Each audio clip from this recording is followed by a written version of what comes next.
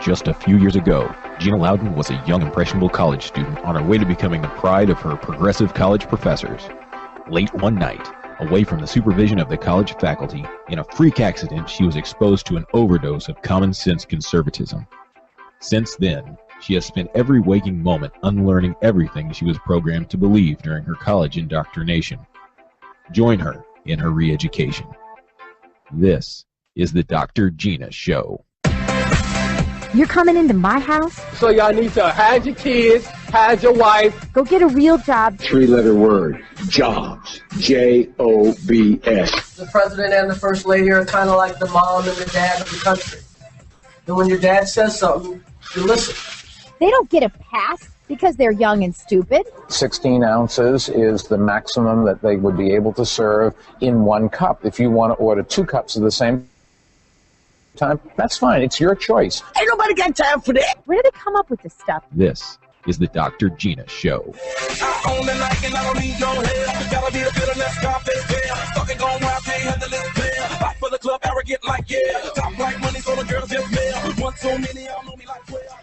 And you are listening to the Dr. Gina Show. It is Theological Thursday here on the Dr. Gina Show, where we discuss all things theological, because that's what we do here on the show. It is so good to be with you. This week, we are discussing this. We have upcoming Billy Hollowell giving us This Week in Faith. That sounds really weird, doesn't it? And I'm back to my old habit of drinking Diet Pepsi. I tried to wean myself, and I hate that I drink the aspartame, but I love that I drink the aspartame. Do you know what I mean, Producer Jason? Hate it and love it, like all at the same time. I'm blaming the hospital? Oh, it's the hospital. Yes, stress. I'm going to blame stress because it has nothing to do with my own complete lack of self-discipline in that arena, or an addiction to the aspartame. I'm sure not. Well, there are many who have claimed that Jesus Christ was a pacifist and he would never condone violence or war. Of course, Christ's emphasis on love sometimes perceived to imply that he was a pacifist who condemned all violence and all war. And I'll tell you what, I get this attack personally all the time. Oh, Gina, you're a troublemaker, you're a rabble-rouser, you're a fighter, you're a warrior. You are not like Christ.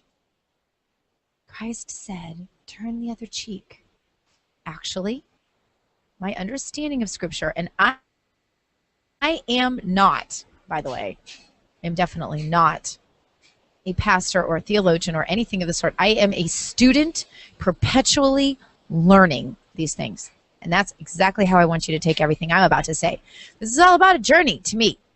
My faith walk is a journey, and I share it with you on Theological Thursday, but this is not to be any kind of expert testimony, especially regarding things theological, because I don't have any expert ability in this. It's not what I studied.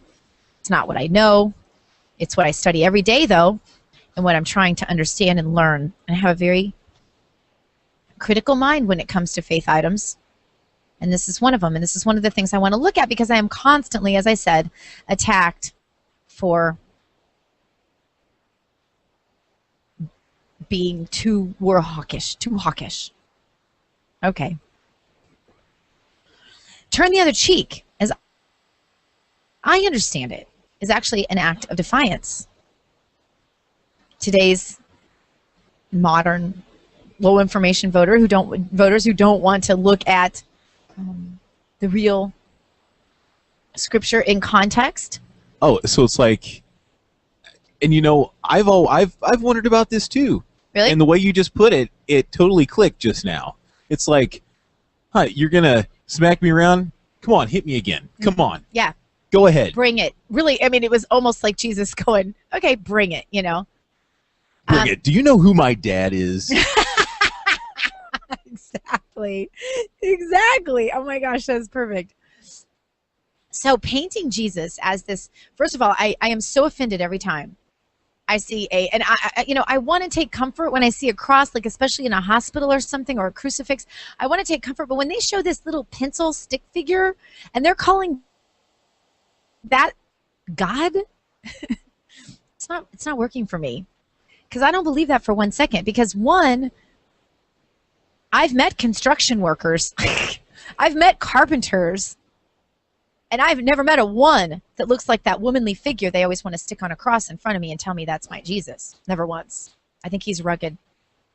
I think he was man of men.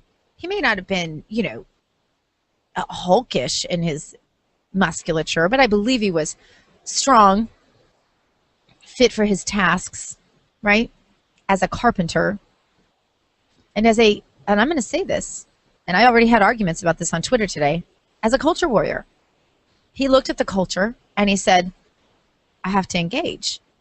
And not only do I have to engage, you have to engage. In fact, he said, leave everything behind and come follow me. Engage, culture warrior. Why do we not ever take that as the example? Why do we take his interactions one-on-one with people as he was engaging the culture, rather than taking his major act from a macro level that says, you may have to sacrifice. This might be painful. This might be humiliating. You might be persecuted, but you need to come anyway. Why do we not ever look at that side of his personality?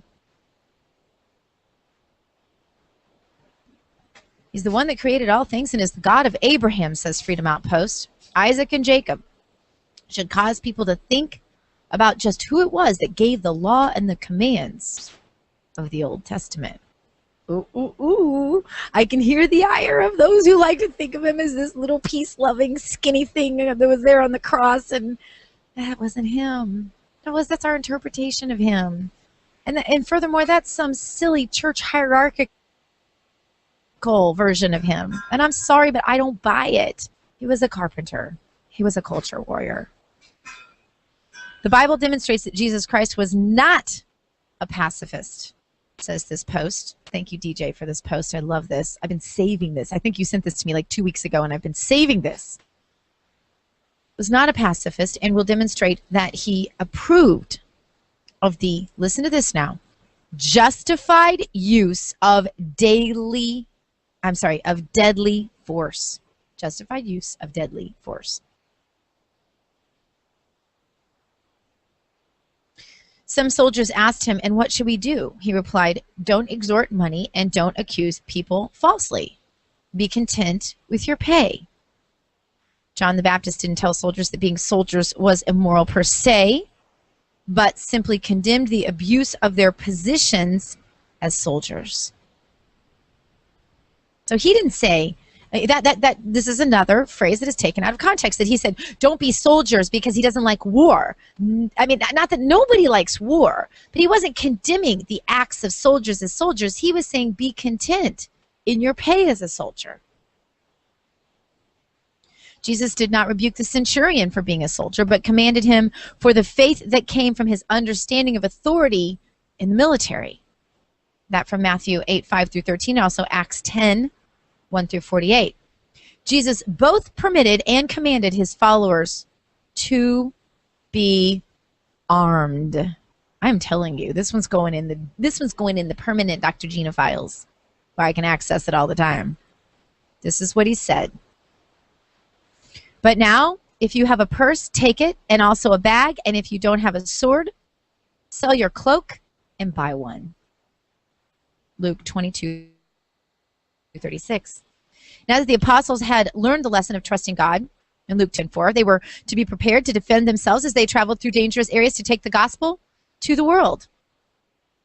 Then Simon Peter, says John 18:10-11, who had a sword, drew it and stuck the high priest's servant, cutting off his right ear. Jesus commanded Peter, put your sword away. Shall I not drink the cup the Father has given me?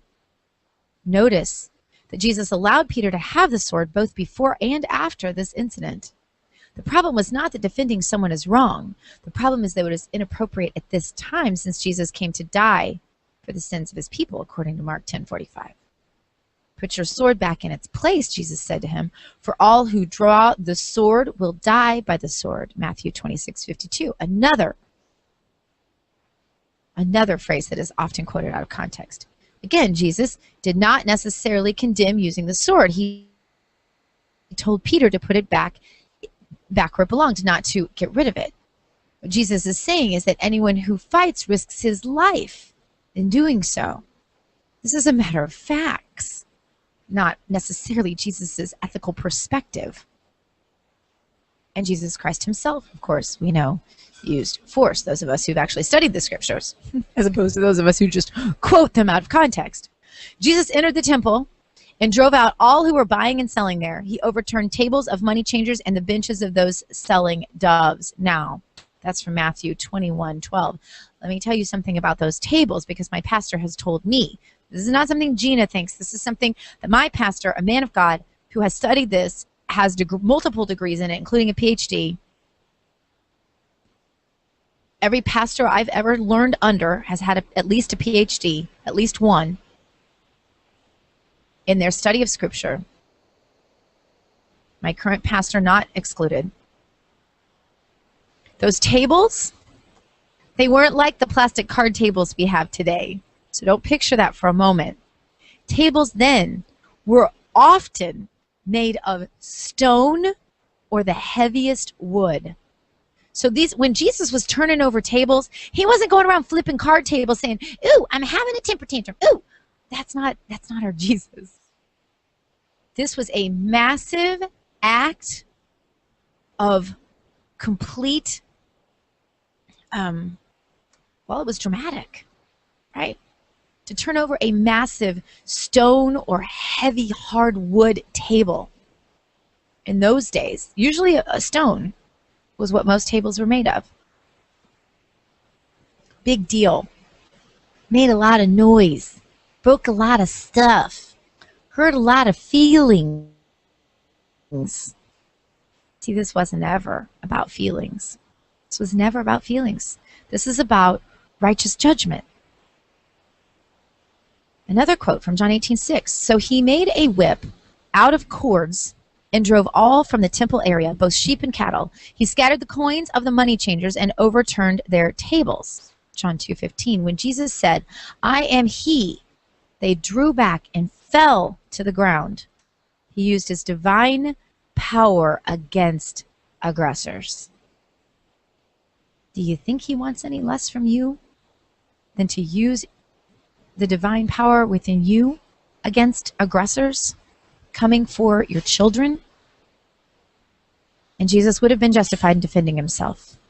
Many other texts could be used to point to the fact that Christ was not a pacifist and that his followers should not be either. Revelation 19:11,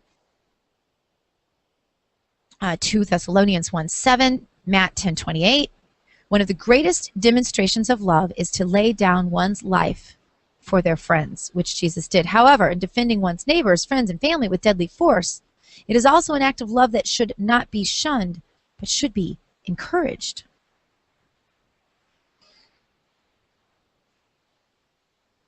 The guy who wrote this refers to himself as an armed infidel and crusader against the beast's organized religion of government Islam and any other satanic death cult that would destroy our liberty. This guy's fearless. Fearless. You can check this out, freedomoutpost.com. Jesus Christ was not a pacifist. You'll find a pacifist. You'll find a lot of other stuff about this out there on the internet. And I think it's very important that we as Christians understand this, because, my friends, if you are making any mistake about it, you should know this is a war. We are at war. Make no mistake about it. We are at war. Are you going to fight? Or are you going to be a sissy? That's the question. Thank you again so much, DJ, for that. Coming up, we have Billy Hollowell, faith editor of The Blaze. Also, Battle of the Sexes. Who is better today? You're going to find out here on The Dr. Gina Show. Would you rather be a gun owner or a victim? Hi, I'm Tim Macy from Gun Owners of America. Our Constitution affirms our right to self-defense, including the right to own firearms. Right now in Washington, D.C. and many states around the country, there are radical leftists who'd like to disarm Americans. That's why Gun Owners of America was formed over 35 years ago. We're here for only two reasons: to lobby to protect the Second Amendment and to replace anti-gun politicians with pro-gun Americans who actually understand what the Constitution says. I urge you to join us in this fight. We've been called the only no-compromise pro-gun lobby in Washington, D.C. Please go to gunowners.org and join today. It may help you from becoming a victim tomorrow. That's gunowners.org. God, guns, and gear. The things you need to be a proper conservative these days. Go to the Dr. Gina site at docgtv.com. That's docgtv.com for all of your Patriot gear, including concealed carry handbags, the best t-shirts you'll find anywhere, and even jewelry for that special woman in your life who enjoys her freedoms as well. docgtv.com, docgtv.com. Go there for your Patriot gear. Do you support Obama's universal background check? This is Dr. Gina. I want you to go to gunowners.org right now and answer that important survey question. Gun Owners is the only no-compromise gun lobby in Washington, according to Ron Paul, and many others are finding the value of joining an organization like Gun Owners of America, who's been there and will be there with a no-compromise attitude. Gunowners.org. That's gunowners.org.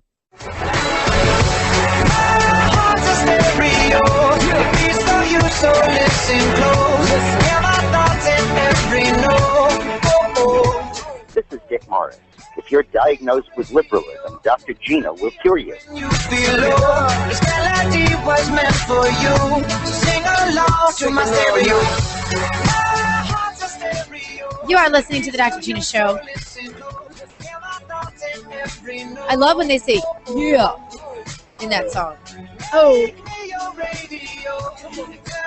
Jason points out, you know, rappers always say, oh, when they really don't have anything that rhymes with whatever the last word was. Yeah. Sunny day on the beach. And it's so good to be with you. Among our exciting changes coming here on the Dr. Gina Show that we can't talk about yet, one of them that I'm not excited about at all are new high-def cameras. Blah! I hate high-def cameras. Can I just tell you how much I hate them? I don't need them. No one over the age of 12 needs a high-def camera. Whoever came up with this idea should be brutalized. They should be hurt. Like I said, I mean, my 17-year-old daughter doesn't want a high-def camera. I don't want a high-def camera. Why are we going to high-def cameras, Producer Jason? Some guy probably came up with it. You know some guy came up, oh, we need to be able to see, you know, every nook and cranny on your whole face and head and every hair out of place and every... Why? Why? I asked you. It's bad enough. You know, I went from... I'm a radio person, okay? So before all this technology came and there was pressure for me to podcast and webcast, and you guys were asking for it, and I was saying, well, my company prohibits it.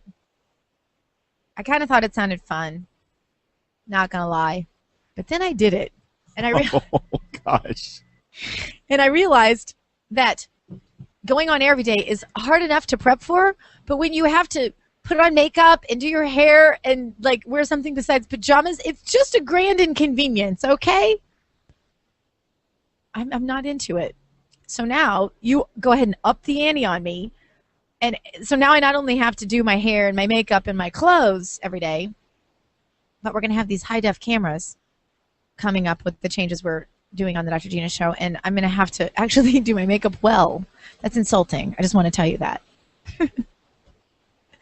Shouldn't it be enough that I spend all those hours just reading over, poring over the news and looking at all this stuff and trying to make sense of it and come up with analysis and get good guests and yeah. But the other cool part, we're going to have lots of phone lines. That's going to be fun. So excited about that. Anything to say about that, Producer Jason? I don't know. You know, I may have warned you about all of this, possibly. I may stick your backside on here on the high-def camera every day, just so you have to actually maybe shave once a month before you come to work. Nah, not going to happen. So, I wrote a post this week with a lot of help, actually, because my daughter was in the hospital. Got a tip from a listener. I appreciate those tips. And Producer Jason actually did all the heavy lifting on this story, all the vetting, all the interviewing, all the everything. And it was about this idea where these stories come over the internet, and basically our military personnel overseas want to be able to Google stories that they're hearing about Google the news, just like the rest of us do. I shouldn't use the word Google because my husband doesn't like Google. Nobody likes Google except Google. And they were told by their military superiors, you can't do that. Right? So they couldn't know anything about this NSA scandal in particular. And they're told that the reason is because of classified information that is sometimes included in these news items about these scandals. And we got a little pushback from some other news organizations and some other folks that said, you know, actually, this is just normal standard operating procedure in the military. They can't read, they can't pull classified documents up on military computers, or it can risk shutting them completely down. Very expensive, very time-consuming, on and on. Just to make it, put it in layman's terms for you. This was all very new to me as well. However, we got a lot of pushback from that saying, no, this is not the same thing. There's a difference between classified documents and news items about classified documents. So we started investigating that. And we came up with the theory, though, that perhaps even if it's a news item about a classified matter, that it might include a link to a classified document and therefore could be considered classified. So we're having this argument with ourselves, essentially a tug of war, really, if you will. And then we thought about the fact that these classified documents, once leaked to the press, once common knowledge to those of us stateside, right? Why were they still classified for those military personnel overseas? Why not just declassify them? Well, right. At that point, the only people that it's classified from, that it's kept top secret from, are the people in the military. Right. And that seems ridiculous to us. I don't understand. I mean, I understand they can't declassify them at a moment's notice. They need to, like, read them, make sure that, you know. Well, you know they can. They can. That's the bottom line. That's the bottom line. So we kind of got a little bit indignant and thought, you know what? Why should our service members fighting for us overseas be denied their First Amendment rights because some military bureaucrat somewhere is precluded by some hierarchy out there and some process and procedure that needs to be done away with, because in the information age, and when we have the internet and items become leaked, why should our military fighting for our rights be the only ones denied their First Amendment right to know the information that the rest of us all get to know? Makes no sense. Declassify the damn document, my opinion. So we wrote another post about it. You can check it out. Got a great quote from Duncan Hunter, Congressman Duncan Hunter, who serves on our Armed Forces Committee and is a veteran himself. Check it out. Congressman chides Air Force for blocking NSA scandals on WorldNet Daily. It's right up there at the top on the moving parts there. WorldNet Daily at the top where it flashes. Congressman chides Air Force. Check it out. Promise you. In fact, I got a note from Joseph Farah today. He wants more stories on this. So we'll be on top of it. You be assured. Coming up next, Billy Hollowell, faith editor for theblaze.com. Stay tuned for some Billy time.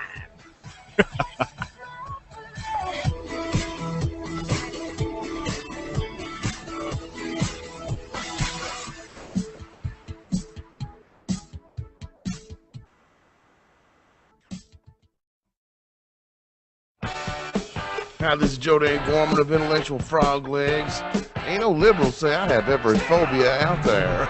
They say I'm a homophobe, an Islamophobe, even a Michelle Obamophobe. Well, actually, I am kind of scared of her. So, you know, with all these fruitcake phobias, I'm bound to be on my last leg. So you probably ought to hurry on over to intellectualfroglegs.com. See what Chuck Woolery's calling the best new media he's seen. That's intellectualfroglegs.com. God, Guns, and Gear. The things you need to be a proper conservative these days. Go to the Dr. Gina site at docgtv.com. That's docgtv.com for all of your Patriot gear, including concealed carry handbags, the best t-shirts you'll find anywhere, and even jewelry for that special woman in your life who enjoys her freedoms as well. docgtv.com, docgtv.com. Go there for your Patriot gear.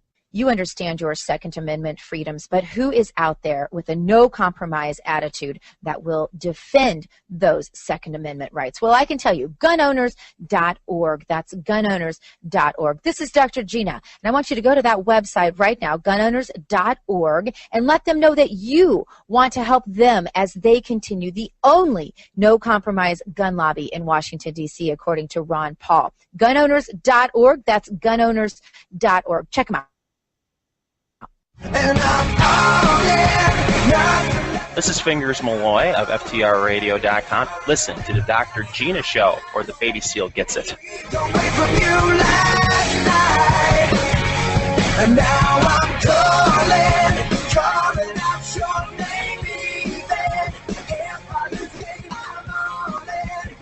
Oh, well, it is Theo Thursday, which means tomorrow's Freedom Friday. Yeah.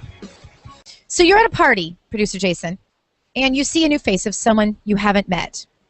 You introduce yourself, and it turns out you've totally met this person before. How many times have I been in this position? Maybe even a couple times before.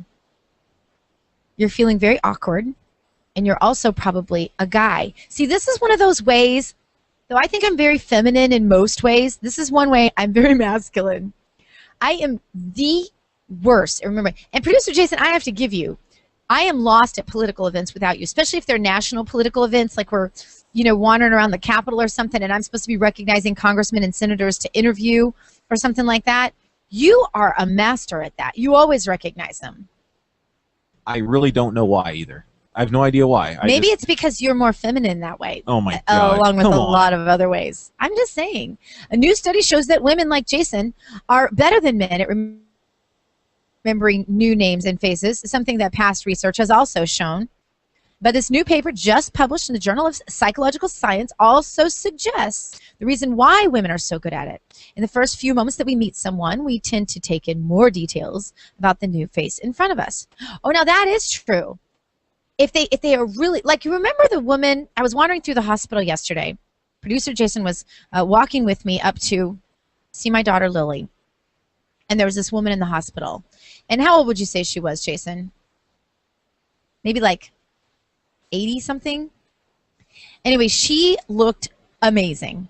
And, I mean, she looked her age, for what I could tell her age was. She was dressed like $1,000,000. And she said, and so I couldn't resist the opportunity, and I think people should always do this. I walked up to her and I said, I interrupted her in a little meeting with the receptionist at her doctor, and I said, I just have to tell you, you're so beautiful. And you could tell she was completely flattered, and I could tell also that a lot of people have stopped her and said that to her. And so she came and ran and got on the elevator with us, which I thought was really funny, and started kind of striking up a conversation. And she said, I just take so much joy in every day getting ready, and it's just like painting a picture every day. And I wanted to take her home. I love old people to begin with. When I'm an old person, I'm going to be the happiest little old person because I'm going to get to have old people around me all the time, and I love old people. My mom taught me that. But this new paper, just published in the Journal of Psychological Science, says that women notice more details about the face. I can tell you every detail about that woman's face, and I would never forget her. But if it's somebody that just looks kind of normal to me, kind of like everybody else you meet, I have a lot of trouble remembering details about faces and remembering faces and associating them with names or even context. God forbid I meet someone out of context. I never get it, do I? Ever. Not even one time. Never. We study the eyes, the nose, the cheekbones, the mouth without even realizing we're doing it. Maybe that's what you're doing, Jason. Are you studying details on people's face? Yeah, that's what I do. I do a little, their eyes, kind of catalog it all in my brain. But you have the ability to do it even with people that look like politicians that are boring. I'm sorry, I'm just saying this straight. Wait, what? Like, like you can remember the most boring looking congressman, and you always know that's that boring looking congressman who nobody's ever heard of from some remote state that has no real impact, no real leadership skills. And you'd be like, there's Congressman Zikazaka. And I'll be like, really?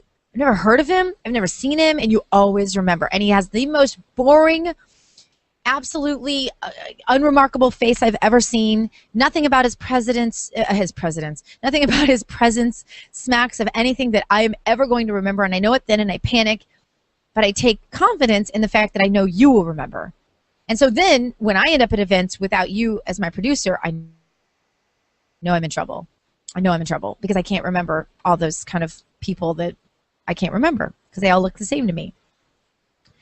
To figure this out, researchers at McMaster University in Ontario, Canada, used eye tracking technology, basically a helmet with two small cameras that monitor where a person's eyes are moving. In one experiment, participants put one of those on and were introduced to 120 new faces, including names, for over 4 days. Oh, I would so fail. I would so fail at this. It wouldn't even be funny. Each day they saw 3 different sets of 10 photographs, often repeats from the day before.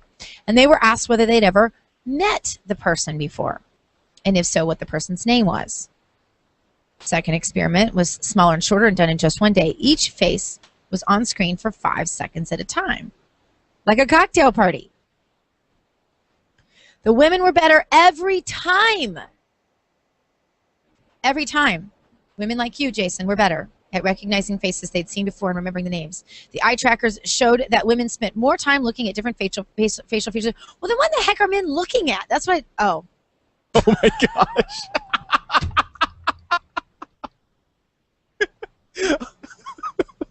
All right, deep breath. That just happened. Composure there. That just happened. That just happened live on air. And hey, so it just goes to show you that I'm a respectable gentleman.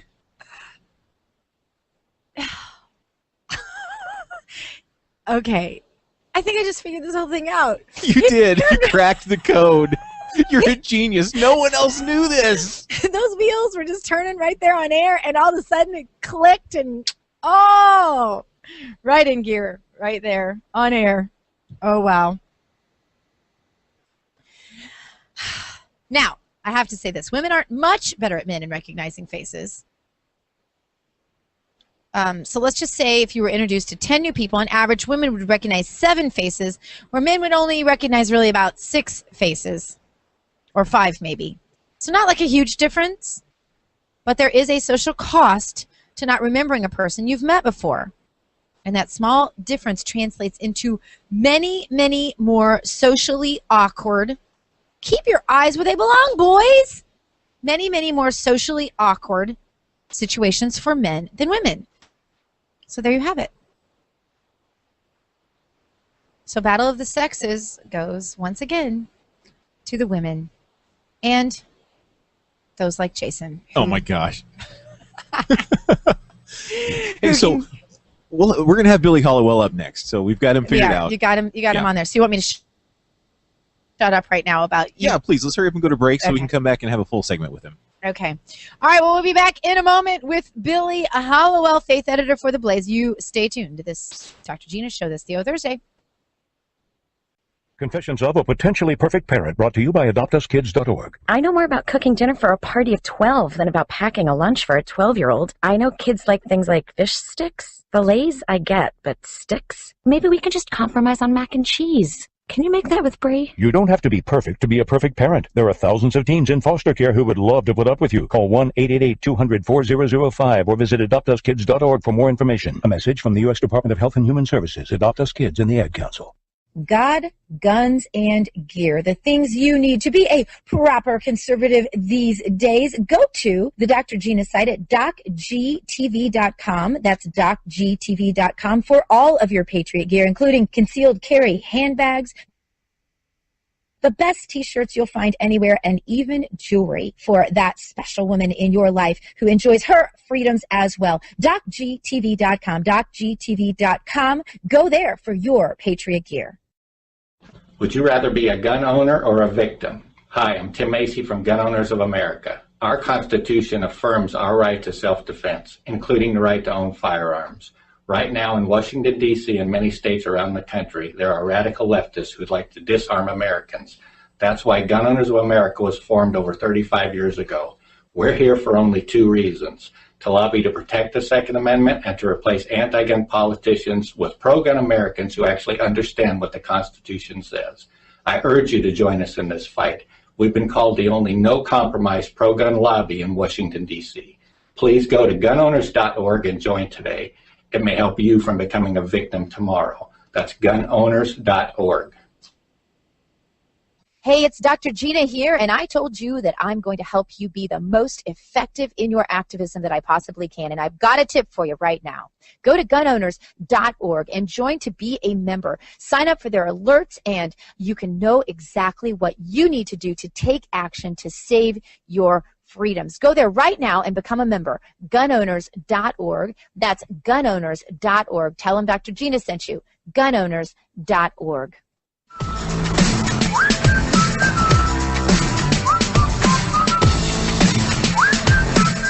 Hi, this is Mark Stein, author of After America, and even in the midst of total societal collapse, you don't want to miss the Dr. Gina show. She's great.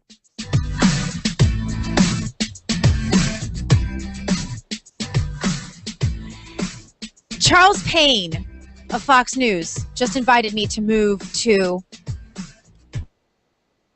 New York. I just wanted to say that I've never been invited to just move to New York by anyone, let alone Charles Payne. What's he going to do, give you his couch or something? I can couch surf. That's a big thing in California. You couch surf because no one can afford to actually live anywhere. So you just, instead of calling yourself a vagrant who actually camps on people's couches for $10 a night, you just call yourself a couch surfer. And it's just much sexier than calling yourself a vagrant. Right? And there is something so much cooler about being a bum out here. Oh, yes. Because the smart bums come to California. Wouldn't you, this weather? It's like this year-round, except the days that I'm bundled up, but that's just because I'm a wimp. The bums actually have it great. I mean, they really do, and they're very smart bums. Because if you're a bum, you should be here in San Diego, to be sure. We have Billy Hollowell on the line. No, not yet. Jason, I'm going to have to beat you. This is going to be painful, and maybe I'll have to move you to New York to surf people's couches. Maybe Charles would take you. I could give you away to Charles Payne. Maybe he'd like to have a producer who doesn't get his guests on the line when we want them. Billy Hollowell, are you there? I am. I'm keeping you guys on your feet today. Praise the Lord that we finally have you on the line, Billy. This is miraculous in and of itself. A couple of topics that you've written on this week are topics I've already discussed on the show because I was, well, disgusted. And one of them is, of course, they said Gosnell was isolated. Gosnell's not so isolated. We all know about the case in was it? I always confuse the states of Vermont and the state of Delaware, and I can't remember which it was. But there was another abortion case. Delaware. Yeah, thank Delaware. you. And then also there was another case in Texas, Carpin. We remember that. Now we have a doctor comparing abortion from the perspective of the baby, as if the doctor has a lot of information on this, to getting a flu shot. Tell us about this. Well, Live Action's out with their fifth video in this series, their Inhuman series that they've been doing. And in this particular video, they show sort of a compilation of what doctors have to say about when life begins. And so there's a lot of very disturbing elements in there. And one of them is what you just outlined, that this one doctor, in speaking to who she thought was a woman who wanted to have an abortion, was essentially saying, oh, the shot's not going to hurt the baby in utero. The baby's not going to feel the shot. And now this shot that we're talking about is the one that actually terminates the heartbeat of the baby, kills the baby. And then she sort of describes how, when we get shots, whether it's a vaccine or whatever, we sort of cringe. We're afraid. We really don't want to have it done. The baby wouldn't feel that, wouldn't have that reaction because it's not capable of having that reaction. So sort of a comment that, listen, abortion doctors have said many times, oh, well, the baby can't feel anything, and there's a lot of studies that would refute that. So this is sort of in that line of thinking. What confuses me about this, though, Billy, what I really am not understanding here is, in the case of Carpin, for example, late term, post term abortions, he's twisting the heads off of these babies. They've not been given any kind of shot to stop their heart first, correct? Right, any baby that was born alive, and it is interesting. And I have to note in these live action videos, some of the doctors make it clear. There's a couple, or at least one clip where I saw the woman said, "Listen, if the baby's born alive, we have to save the baby." What's happening with Carpin and Gosnell is that obviously, allegedly with Carpin, we can say not allegedly with Gosnell since he's been convicted, the babies are born alive, and then they're not given anything to prevent the pain and the suffering that is inflicted on them. And I would guarantee that they can feel what's happening to them, twisting heads, and there were more graphic details than that in the Carpin allegations. So yeah, they're not being given anything. Those babies can feel it, and I think the question is, well, if you're going to abort in utero versus out of utero, why can't the baby feel it in if they can feel it out? If they can feel it outside of the body, right? Exactly. Because, and that's just a common sense. And I think that goes back to this whole late-term abortion debate. Why is it okay to kill a baby 5 minutes beforehand in utero, but 5 minutes after you'll go to jail for murder? It really doesn't make sense. Well, it also sounds like George Lucas and Steven Spielberg have caught on to what conservatives have been saying for a long time, and that is if you make a movie that is actually family-friendly, that we can go to together, it will make a lot of money. But Hollywood refuses that. So instead of turning to making movies, for example, like The Passion of the Christ or others that have been very successful, the Bible series, we all know, I know that was a TV series, but nonetheless, very successful financially.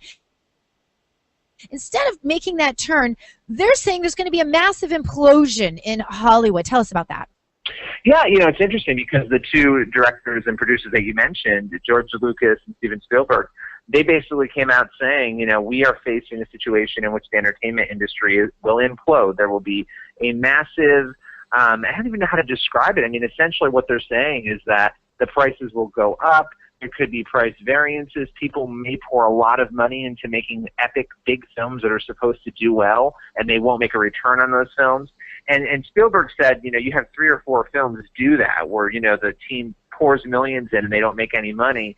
That's going to have a lasting, huge effect on Hollywood and how they produce films. And I think and you mentioned TV series, and it's important you said that because George Lucas said that all of the creative things that are happening in Hollywood, all the interesting things are happening on cable television, that there's no intrigue, no interesting things happening really in films anymore, and a lot of it is just the culture that's been created. And listen, we know faith films do well. We know positive, not even just faith films, but positive films, positive television shows do well that you can watch with your family. So I don't understand why they're not getting this. It does seem like Spielberg and Lucas understand it, and they didn't speak explicitly to that, but in the movies that they've made of late, it seems like they've gotten a little bit of that message themselves. I think it's going to be interesting. I just wish that Hollywood would change its ways and make movies that families could see as a whole, because you're going to automatically make more money if one example that I always think of is that silly Napoleon Dynamite movie, which is, such a cult classic, but, my family will sit down and watch that movie time after time after time because there's really nothing objectionable in it. It's funny to kids. It's funny to adults. It's funnier the more times you see it for some bizarre reason. And yet, there was nothing in that was offensive. And I just don't understand why Hollywood doesn't think more in those terms. Massive appeal like that just would seem to make so much sense. Governor Jan Brewer, major victory this week over an atheist group. Tell us about that. Did we lose Billy? Well, the Freedom, I'm still here. Sorry about that. The Freedom from Religion Foundation, very, very familiar for going after anything with faith and religion in the public sphere. They tried unsuccessfully yet again to go after the day of prayer. And Jan Brewer, like many other governors and even the President of the United States, she picks a day every year and says, this is the day of prayer. We're going to observe prayer. You can participate if you want, but you don't have to. And the Freedom from Religion Foundation says that's violating the Constitution. And so they took her to court, and the judges basically threw it out. They said they have no case. So what do? They're thinking about appealing. So the debate may not be over, but for now, Jan Brewer won. And in these cases, it seems the governors always end up winning because really at the end of the day, keep going, Billy. That's just our exit music, but you've got time. Oh, very good. It's not compulsory, right? So it's all It's an option. It's up to the person to participate. And so, you know, there really is nothing illegal about it, but we'll have to see what they do next. I hope they just give up and move on, but I'm sure that won't be the case. Billy Hollowell, check him out on Twitter at Billy Hollowell at The Blaze. Billy, thanks for going through all these hoops to get back on with us today. Just a few years ago, Gina Loudon was a young, impressionable college student on her way to becoming the pride of her progressive college professors. Late one night, away from the supervision of the college faculty, in a freak accident, she was exposed to an overdose of common-sense conservatism. Since then, she has spent every waking moment unlearning everything she was programmed to believe during her college indoctrination. Join her in her re-education. This is the Dr. Gina Show. You're coming into my house? So y'all need to hide your kids, hide your wife. Go get a real job. Three-letter word. Jobs. J-O-B-S. The president and the first lady are kind of like the mom and the dad of the country. And when your dad says something, you listen. They don't get a pass because they're young and stupid. 16 ounces is the maximum that they would be able to serve in one cup. If you want to order 2 cups at the same time, that's fine. It's your choice. Ain't nobody got time for that. Where do they come up with this stuff? This is the Dr. Gina Show. I own the night and I don't need no help. Gotta be the bitterness, carpet fair. Started going wild, can't handle this pair. Fight for the club, arrogant like yeah. Top like money, so the girls Welcome, welcome. Welcome to the Dr. Gina Show. It's Theological Thursday here on the Dr. Gina Show, and we discuss all things theological. And I'm excited about that because today on the show, we have some theological rock stars, as I see it. Bob Siegel, he came to my church. I call it my church. You can tell I'm an only child right now. He came to our church, Skyline Wesleyan Church, here in San Diego, California, and did some apologetics. And I will tell you what, I thought I knew what I was talking about till I listened to him, and then I realized how much I had to learn. And I love the kind of people that challenge me to such a degree that I realize what I don't know. Not that it's so hard to figure that out, but I'm just saying it was great to listen to him, and he is going to be on our show today, this Theological Thursday. Also, he's the author. I want to explain to you, though. He is the author of I'd Like to Believe in Jesus, but, and also A Call to Radical Discipleship. We're going to talk to him about your toughest questions. We are taking them on my Facebook page, Gina Gentry Loudon, where we have had quite the theological debate already this morning. I'll tell you about that as well. Also, because it's Theo Thursday, we always have Billy Hollowell, faith editor for theblaze.com. He will catch us up on this week in faith, as only really Billy Hollowell can do. He is awesome at that, and the unbelievable things happening in the faith community. Now, it is Theo Thursday, so we don't have to get too far down the road of Hollywood, but I found this article on the cover of the Wall Street Journal today, and it goes like this. Some celebrities simply cannot be pleased.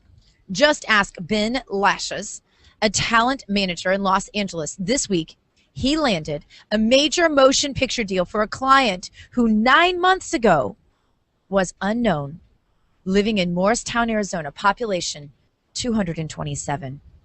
When he told his client that she was heading to Hollywood, she looked bored. She hates movies, said Mr. Lashes of his client.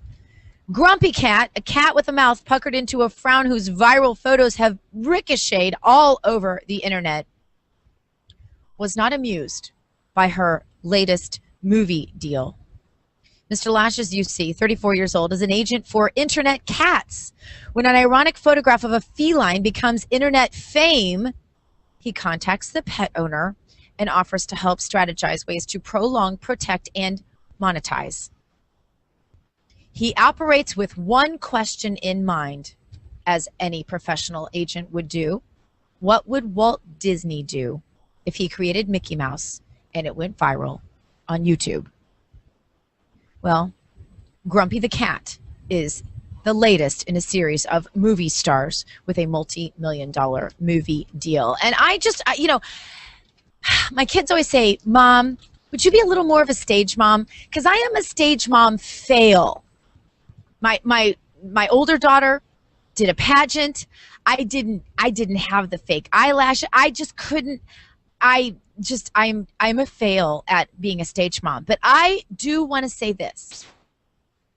I have a cat who should surpass Mr. Grumpy Face or whatever his name is. My cat is Louis Pants, and Louis Pants is far higher star quality than Grumpy Face, Grumpy Cat. My Louis Pants is better, and I just, if anyone knows Mr. Lashes, I would just like to reach out to him and tell him that my cat Louis Pants is better. So there, we have that out of the way now. I can go on and resume my my epic stage mom fail. Today on the show, lots of great things coming up for you, even though it's kind of a slow news day. And you know that when you have Mr. Grumpy Face on the cover of the Wall Street Journal. That alone might tell you that it's not a big news day, but that's okay because we don't have many of those anymore. No, we don't. But Theo Thursday is always packed full because the attack on the Christian churches, this is where it gets not funny. The attack on the Christian churches is so rampant and so vile and so prolific that a lot of these stories get swept under the rug, but we don't let them. On Theo Thursday, we bring it right back at them. A couple of things also making the news today. Woolly mammoth remains were found. Did you hear about this, producer Jason? Woolly mammoth remains. Now, this is fascinating. They found them so well preserved. They found blood and muscle, and they are thinking these remains are DNA clonable. So, Jurassic Park, here we come. Woolly mammoths may be reinvented, you can't say created really. They just might be cloned. Let's just leave it at that. Because they did find enough DNA now to clone a woolly mammoth. But you keep hearing these stories about cloning, and then where are these clones? We saw Dolly the sheep. I remember that. Have we had any clones at all since Dolly the sheep? I haven't heard any news about clones since Dolly the sheep that was pretty much a disaster and pretty much just suffered and died. It's lovely for these humans who think they're God to create animals that get sick and die. Pretty much that's the extent of it. As I said, it's Theo Thursday. Post on Facebook, my Facebook page, the Gina Gentry Loudon page, whatever your hardest questions are. Red states beating blue states in terms of jobs. Now, this doesn't surprise any of us who understand economics 101. If you went to college and passed Econ 101, then you probably already knew this. But for the low information voters who are just tuning into the Dr. Gina Show and haven't a clue about how free markets actually work, just let me tell you the evidence, the continuing evidence, because I never want you to just listen to me and take my opinion as fact. I tell you all the time, check it out.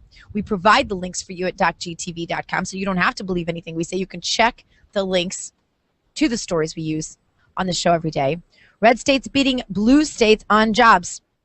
If you look at the bottom 4 states economically, those failing, okay? 47, 48, 49, and 50. Care to guess, producer Jason? Bottom 4 states in terms of economic prosperity. Let's see. California, Illinois, This is New York. I don't know. Uh-huh. There's one more, a little more obscure. Massachusetts. Good guess. Vermont. California, Illinois, New York, and Vermont. Biggest fails economically. Bluest states politically. This is not a coincidence. California, Illinois, New York, and Vermont failing economically. Blue states all. And it really shouldn't surprise us at all. So just so you know, there you have it, and there you are. And there is proof that free markets work, that capitalism is a beautiful thing. And not only is it a beautiful thing, I believe it is a biblical thing. Since we are here on this Theo Thursday, we'll just do this. We'll just ask Bob Siegel when we come back. Don't forget, he is coming up next. His book, I'd Like to Believe in Jesus, but throw us your hard questions and we'll ask them. Like, why is there a hell? Why would a loving God cast his children into a fiery pit? We'll ask him that. Maybe the animal question we all want to know. Even Joseph Farah this week eulogized his dog. Do they go to heaven? We all want to know. And then questions like, how is capitalism a biblical concept? We'll throw them all at Bob Siegel posters. Gina Gentry Loudon on Facebook. We'll be back in a moment. You are listening to This Theo Thursday here on The Dr. Gina Show.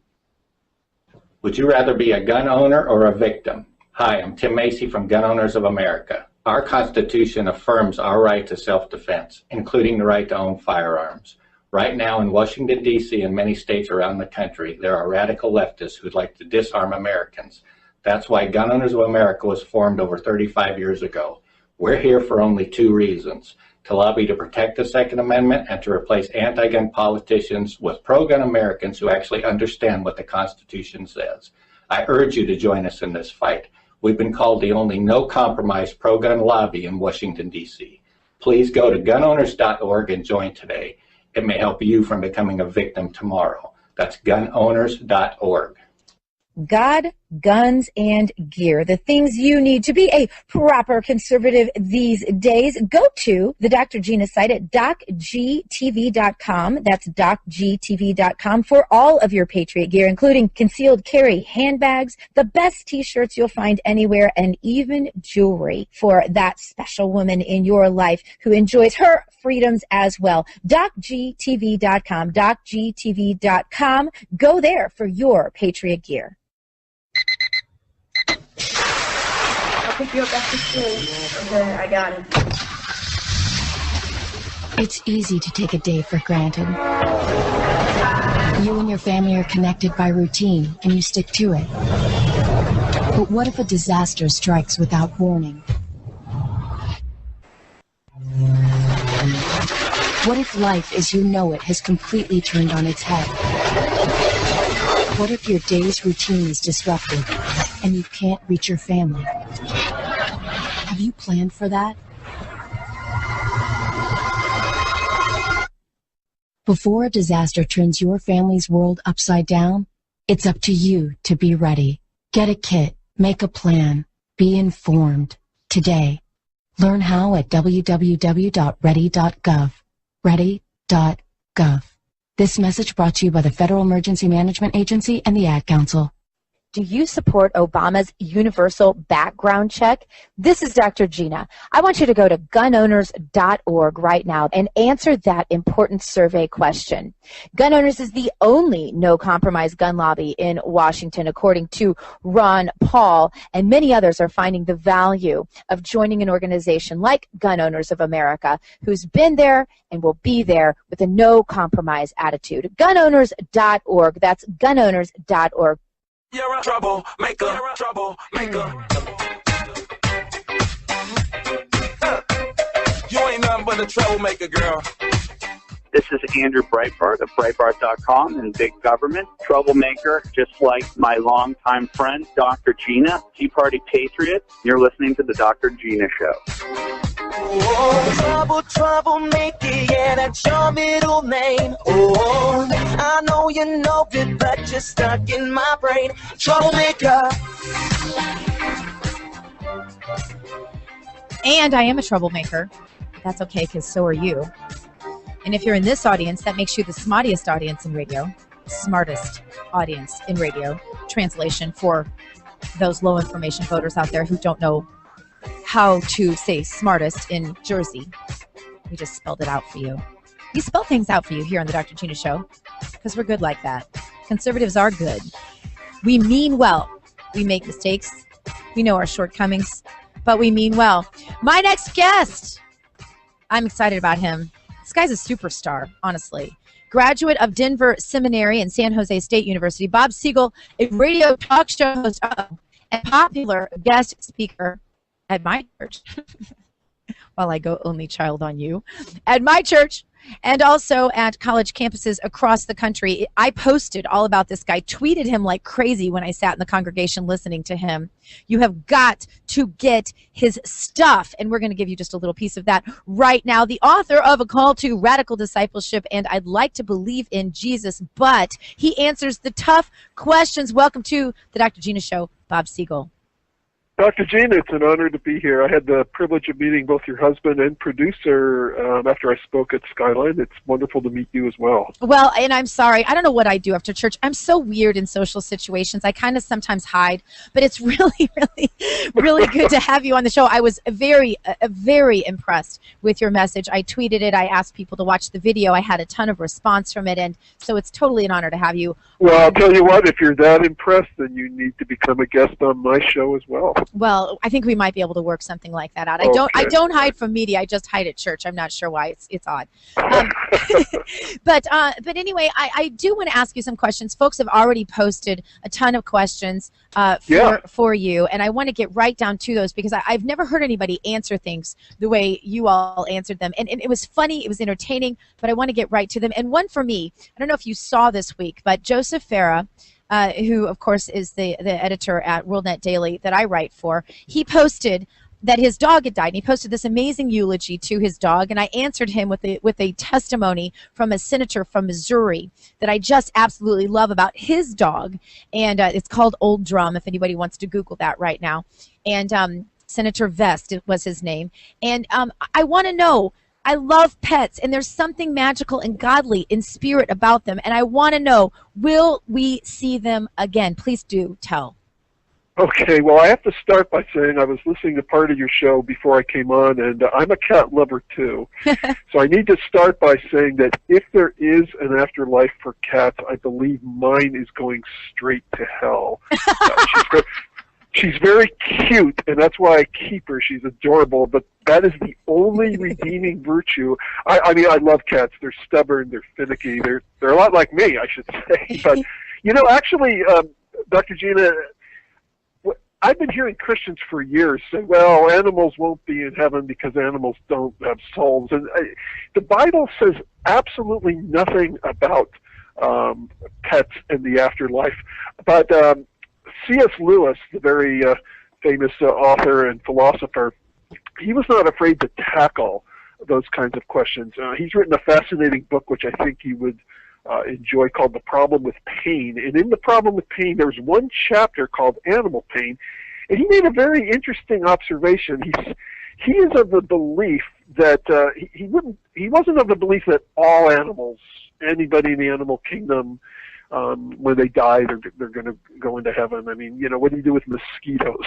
Right, but right. He was of the opinion that if there were animals that are important to us as human beings, if they're important to us and we're important to God, then they would be important to God. He was also of the belief that animals develop their personalities with their rapport with human beings. And, you know, C.S. Lewis would be the first person to say, look, this is my opinion. I'm not claiming this in the Bible. Just throw it out if you don't believe it. But I appreciated the fact that he would push the envelope and explore those kinds of things. And he felt that since we were made in the image of God, that something spiritual in the creation process could even take place between us and our pets. So he was of the opinion that our pets that are beloved to us will actually be in heaven.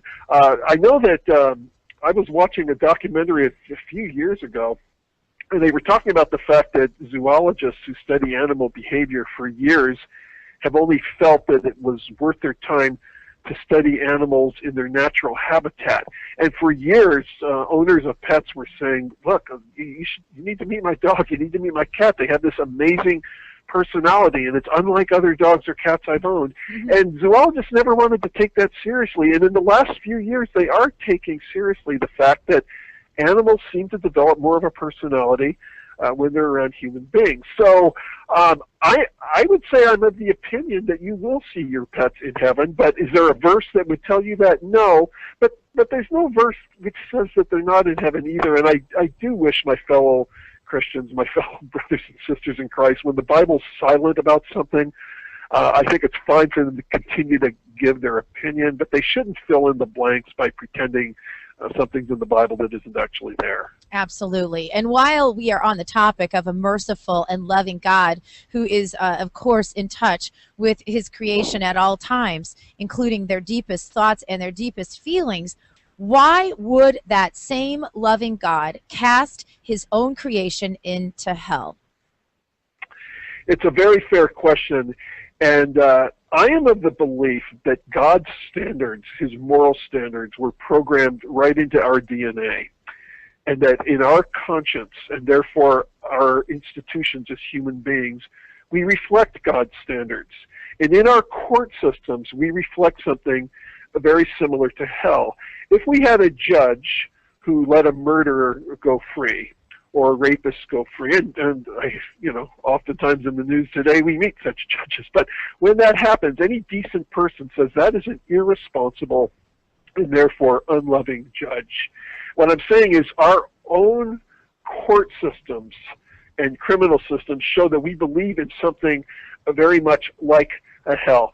Everybody, if you really get them down to brass tacks and really talk honestly with them and get them to probe inside, will admit that they agree with God's standards. For example, I get this all the time. People will say, I don't believe a loving God would send people to hell. And I say, well, let me ask you a question. Do you believe a loving God would send people to heaven? And they say, oh, well, yeah, sure, of course, he'll send people to heaven. So then I'll say, well, who's in heaven? And of course, the first answer is, well, everybody. Everybody's in heaven. I said, really? Everybody? Murderers and racists are going to heaven? Adolf Hitler's going to be in heaven? Saddam Hussein's going to be in heaven? Doesn't sound like much of a heaven. And then at that point, they go, oh, well, no, of course, obviously those people won't be there. Because the minute they admit that there's evil in heaven, then they're admitting that heaven isn't a paradise. Heaven's supposed to be a place where you live happily ever after for all of eternity. So they go, well, no, those people won't be in heaven. I say, okay, well, then where will those people be if they have an eternal soul? And all of a sudden you realize that for God to be a loving God, he's got to separate people out. All right, and I think that answer, for me is pretty easy to understand. I just know it's one of the main questions I get from people who are stumbling over this "how do I believe" question, because I have people like my own father. I call him Lib Dad affectionately here on the show. He believes pretty much counter the opposite of anything that I believe, but it makes for some good discussion. And he says he's asked Jesus into his heart 5 times. He is still mostly, somewhere between atheist, agnostic, maybe softening just a little in his age. But for those people who it's hard to believe, these are some of their most common questions. One question that somebody asked on my Facebook page today is, who is the Antichrist? Well, the Bible hasn't told us who the Antichrist is. The Bible tells us, and just to put this in context for your listeners, Antichrist and another title in the New Testament called Son of Perdition. Those are general titles given for a being who's going to come someday when we get into the last generation before Christ returns. Now, there are a lot of Christians, talking again about Christians filling in the blanks, who say we are in that last generation. We don't actually know that for a fact. It's possible. And when I look at all that's going on today, it wouldn't surprise me at all. But Jesus says nobody knows the day or the hour. We do know, though, that prior to Christ's coming, there's going to be a very charismatic leader with worldwide fame. And the Bible calls him the Antichrist. The Bible has given us a clue, though. In the book of Revelation, we're told that his number is 666. Now, according to Hebrew numerology, and I'm not into numerology, I'm not suggesting that anybody get into that or any other occult, but in the ancient Hebrew language, they did believe that a number corresponded with each letter. And in ancient Hebrew numerology, 666 was the name for Nero. So what they're saying is, and the Revelation was written about 90 AD, that's several decades after Emperor Nero, who was the first emperor to actually persecute Christians. So basically the Bible is saying, watch for somebody like Nero, a tyrannical dictator. So we don't know who he is, and Christians have made dumb guesses over the years. I remember when Ronald Reagan was president, people were saying, Ronald Wilson Reagan, 3 different names. And all with sixes. Oh, gosh, yeah. Okay, so we've got to be careful. What that number means is it's going to be somebody with a tyrannical reign and kind of personality as Emperor Nero. All right. You hear the music. You know how this works because you're a show host as well. Can you hang with us through the break? Absolutely. Awesome. I'll hang on as long as you want more me. questions. Super. Coming back in a moment with Bob Siegel, author of I'd Like to Believe in Jesus, but we're throwing all your hardest questions at him. Go ahead and put those up on the Facebook page right now. Gina Gentry Loudon will be back in just a moment this Theological Thursday here on The Dr. Gina Show.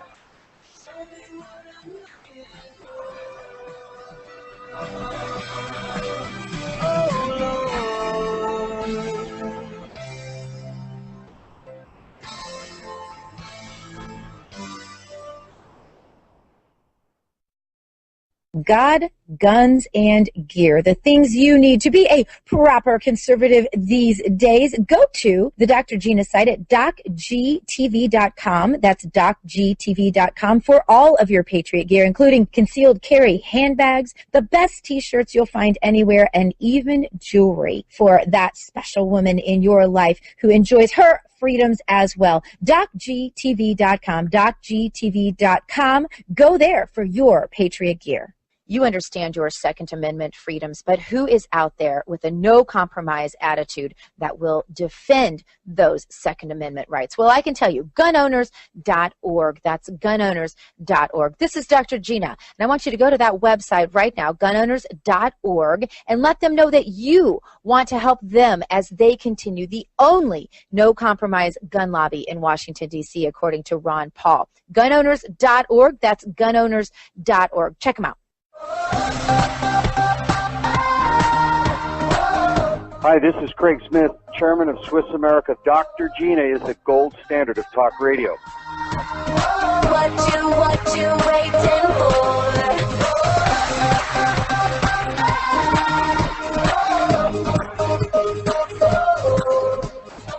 And you are listening to the Dr. Gina Show, where we are breaking down things theological with you today.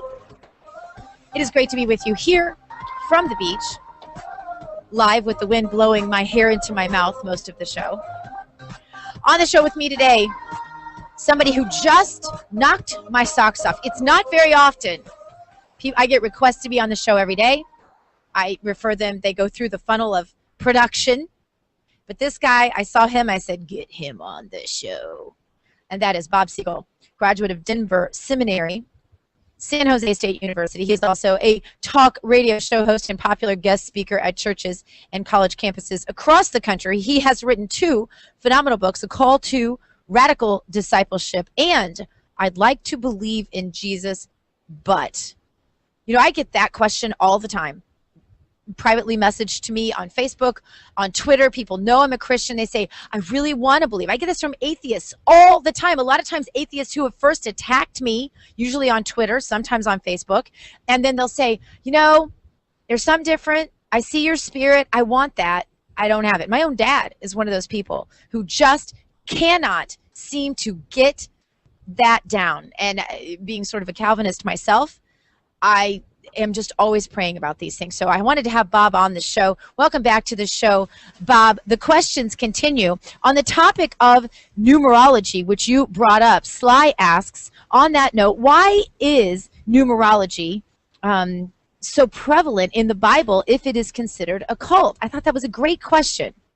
Yeah, well, the answer to that is a great question, and I appreciate it. It's not prevalent in the Bible. What I mentioned when I mentioned the 666, meaning Nero's name, was a rare time that it's in the Bible. Now, there are books today like the Bible Code, and there are people that try to impose numerology on the Bible, but it's not that prevalent, and we need to be careful. The Bible does warn of things that belong to the occult, to God's enemy in the spiritual world named Satan. So we need to stay away from numerology, tarot cards, Ouija boards, seances, horoscope.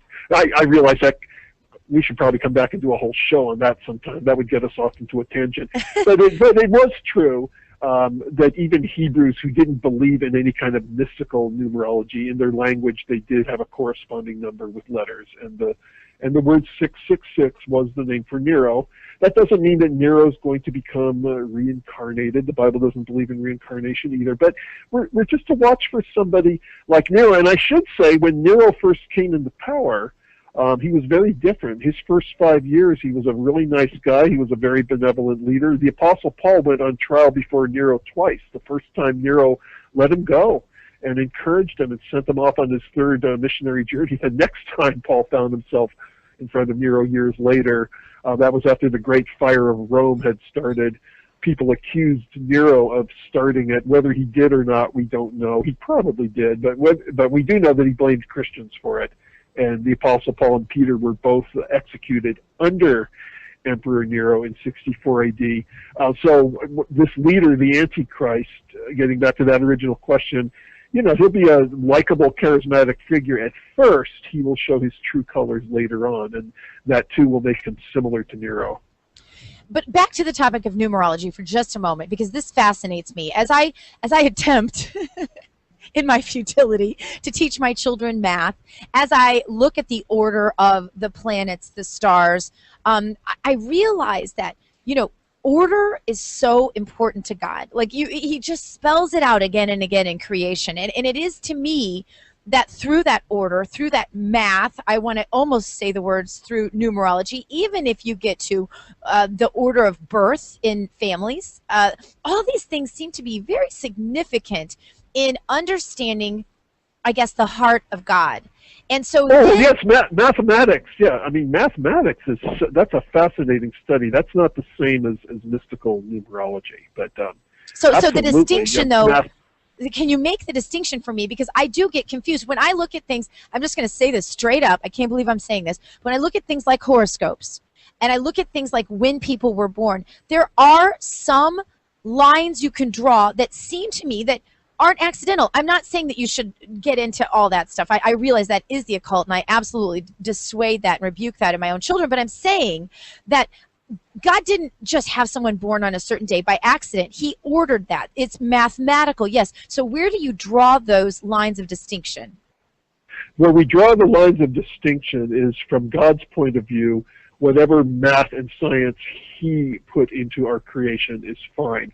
When we try to use math to figure out Bible prophecies or get into the unknown or get information about the future, God set up one way for us to obtain that information, and that is that he did send people throughout the years called prophets, Moses being the first of them, and Jeremiah being an example of another one.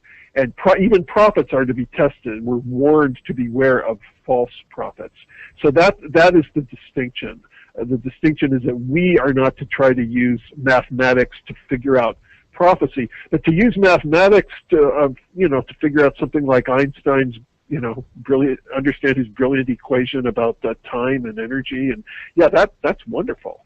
The Bible tells us that God is removed from time, and when you start studying quantum physics, quantum physicists are saying things about God and we're saying things about time, I should say, time and space, that the Bible once said about time and space. So mathematics is a fascinating thing, and I realize that the word math and the word numerology, they both have numbers in it, but they're very, very different things. Yeah, and I agree. The math, and especially the quantum physics, as you're saying, does confirm so much of what I know to be true about God. And there are certainly numbers that God seems to like, and again, that's not the same as numerology. God uses the number 40 a lot. He uses the number 7 a lot, corresponding with the 6 days of creation. 3 is probably a popular number because it could stand for the Trinity. So again, God's big on numbers. God invented numbers. That it's not exactly the same as numerology. It's the mystical that we need to avoid. Yeah, yes, okay. It's the mystical view of numerology that we want to avoid. Here's another one. 1 Peter 3:15 says that all Christians should be ready to give a defense of our belief to anyone who asks us the reason for the hope that we have. Are Christians today woefully unprepared to answer their own questions, much less the hard questions of others? That question from Letitia. Christians today are not very well prepared. I appreciated all the kind and wonderful things you said about my presentation at Skyline. But one of the reasons that probably looked so amazing is that we don't see that a lot. And we should be seeing more of it. Gina, in all the years that people have been asking me questions, I've found that there's only about 7 questions that people ask. And they're great questions. They're important questions. They're questions of depth. they're questions that we ought to provide answers for. But they're only about 7. There's variations off of them, of course, but they're only about 7 broad questions. So if we're a Christian, how hard could it be to study the answer to 7 questions? So that's why a part of my ministry is not only sharing apologetics and answering questions, but I like to equip other Christians to answer those questions as well. And I think it's so important to be ready with those 7 questions. And I'm guessing, and because I have not read your book, I'm embarrassed. My kids are reading it right now. I only have 1 copy. But in your book, I'd like to believe in Jesus. Are those 7 questions addressed? We have, we have those questions.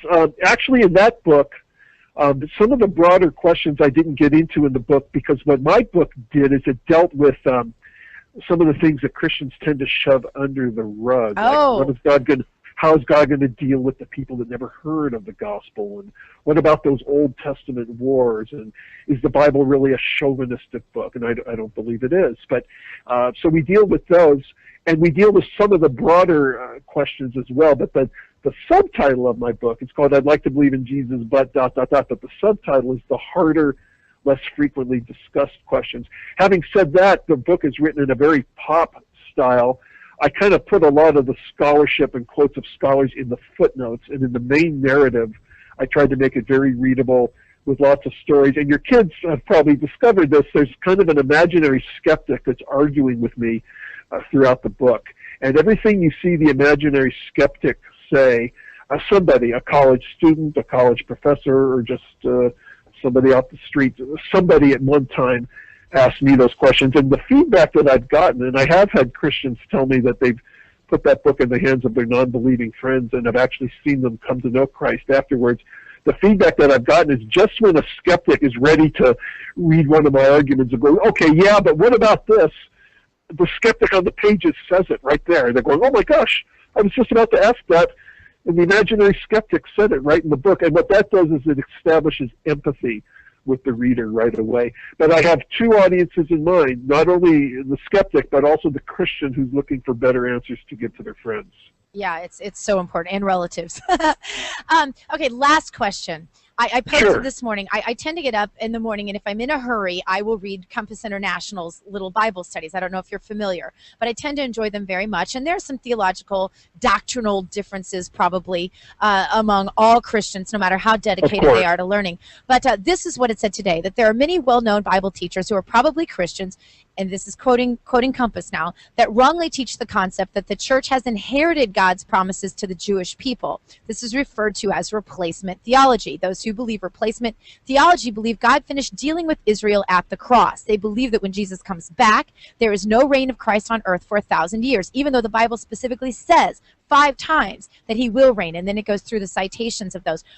Great debate ensued on my Facebook page after I posted this, just as something that I was wanting feedback on. Can you clarify for us your position on replacement theology? Well, let me tell you something first about theology.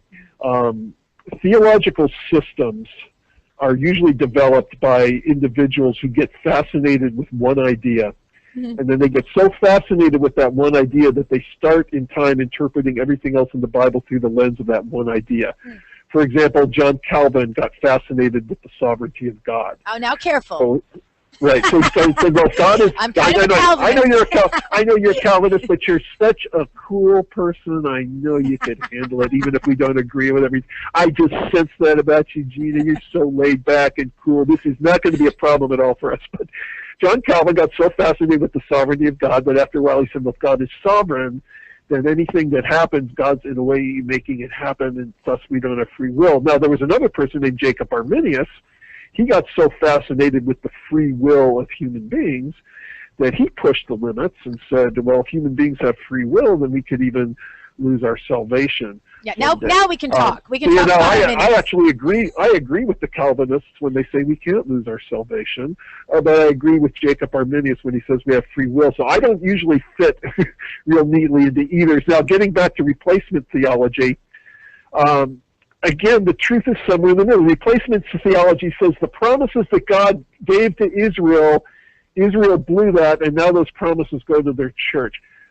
as with most theological arguments, the people are partly right and partly wrong. It's true that early in Romans, Paul says there is also such a thing as being a Jew spiritually, that if one gives their life to Christ, the promises that God gave Israel apply to them. You don't have to be born Jewish. You don't have to be a descendant of Abraham.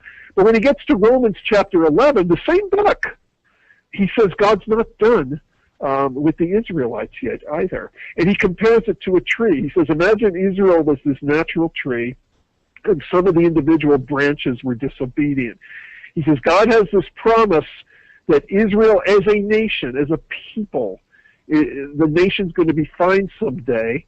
But, you know, Gina, a nation can be fine without every individual being fine. We won World War II when we fought against Germany. America won that war, but many individual American soldiers died during that war.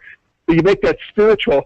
An individual, by the way, I do come out of a Jewish background, so I'll just say very clearly and honestly, an individual Jew that does not give their life to Jesus Christ, they are not going to end up in heaven. But there are certain prophecies about God delivering Israel as a nation someday that are still going to come true. So Paul compares this to a tree, and he says, yeah, the tree is going to be fine, but any individual branch that goes bad, God will prune that branch off. And then he uses the analogy of taking branches from another wild tree and grafting them on. And as you know, a branch that can be staked into a tree can be grafted to the point where it actually grows in, it connects and becomes part of that tree. So he compares the Gentile Christians with the wild branches from another tree that get grafted onto Israel's tree, and he compares some of the individual Jews who've fallen away with the branches that got cut off. But then he says something really interesting. He says, I warn you Gentiles not to become conceited. He says the hardening on Israel is in part until the full number of Gentiles come in. Now, when you get to Revelation, Revelation has all kinds of symbolism in it. We need to be careful about developing too much theology from Revelation because it is very symbolic. To some people, it would look like someone had been on acid when they wrote it. Of course, John was not on acid. John was on the island of Patmos, and he got a vision from God. And some of those things will become clearer as we get to the time. And it is true that at the end of the book of Revelation, he says that when Christ returns, he will rule for 1,000 years. And some people say, okay, well, since that's in the book of Revelation, how do we know that 1,000 years isn't symbolic for something else? But if you go to a place like Romans chapter 11 that I just quoted from, where they're not talking about any reign of 1,000 years, but Paul is talking very clearly. This is not prophetic, apocalyptic literature. This is a very clear letter that he's writing to the Romans that a third grader can understand if they read it. He's making it very clear that God is not done with Israel. So is the church part of the new Israel? Yes, and replacement theology is partly right when they say that. But those who believe that God is not done with Israel as a nation and not done with the Jews, they are correct also. It's not an either-or thing. It's a both and. Well, that ought to keep the conversation going on my Facebook page. Oh, of course. Bob. Well, somebody's going to call me a heretic, and you know. Well, by the way, you're yeah, go ahead. I was just going to say, I think the way to wrap this up, to be honest with you, is that we have to be so careful of idolatry, and I am not a pastor or a preacher of any sort, but we have to guard ourselves against this sort of idolatry that says that we have delved into a specific piece of Scripture so thoroughly that and so exhaustively that perhaps we just need to lighten up a little bit and accept grace. I mean, I get to a point where some of these finer points are best left certainly to the greatest minds who do nothing but study them all day, every day, and certainly not to some talk show host somewhere or some armchair quarterback theologian. So not that that's what you are. I'm saying just those of us out on Facebook debating all of this. So anyway. I agree. And there's really three different lists Christians need to have. One are the things that we absolutely must believe and agree on. Another one would be things that the Bible does not comment on, like the thing with pets, but we can still have an opinion. Real cool opinion, I should say. We can still have an opinion. And the other one would be things that the Bible is clear on, but they're still not so important that our salvation is based on it. So the three things we must agree on as Christians: who is Jesus Christ? Why did he come? How are we saved? When we get into the end times, the second coming, the spiritual gifts, how God's going to deal with Israel as opposed to the church, That's interesting stuff, and I love going to Denny's and discussing it over a cup of coffee, and I love talking about it on my radio show. None of those things determine whether or not our soul is going to be with Jesus in heaven, so we do have to keep our perspective on that. Perspective, and remember that there's always grace. All right, well, if anybody would like to have more answers to these tough questions, they're just going to have to get your books, A Call to Radical Discipleship, and also I'd Like to Believe in Jesus, or they can listen to your radio show. Where can they find you? BobSiegel.net is my website, so there's plenty of information about my books and my radio show there. My radio show is on KCBQ 1170 Sunday nights at 6 o'clock Pacific time, but they could also go to my website and download back shows. There's a convenient search engine, so my show deals with both religion and politics.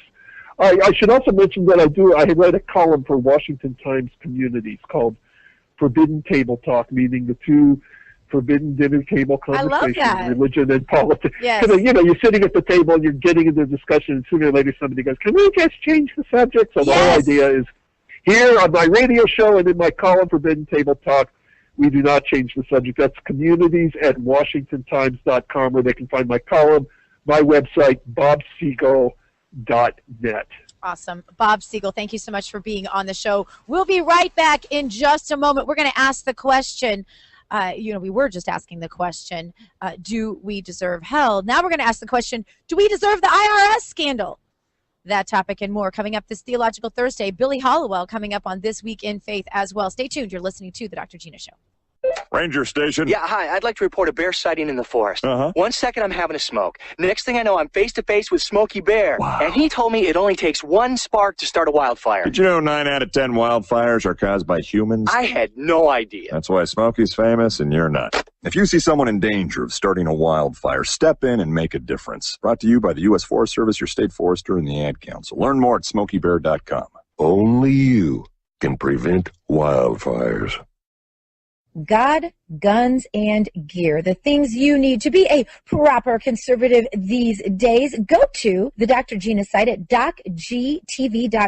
That's docgtv.com for all of your Patriot gear, including concealed carry handbags, the best t-shirts you'll find anywhere, and even jewelry for that special woman in your life who enjoys her freedoms as well. docgtv.com, docgtv.com. Go there for your Patriot gear.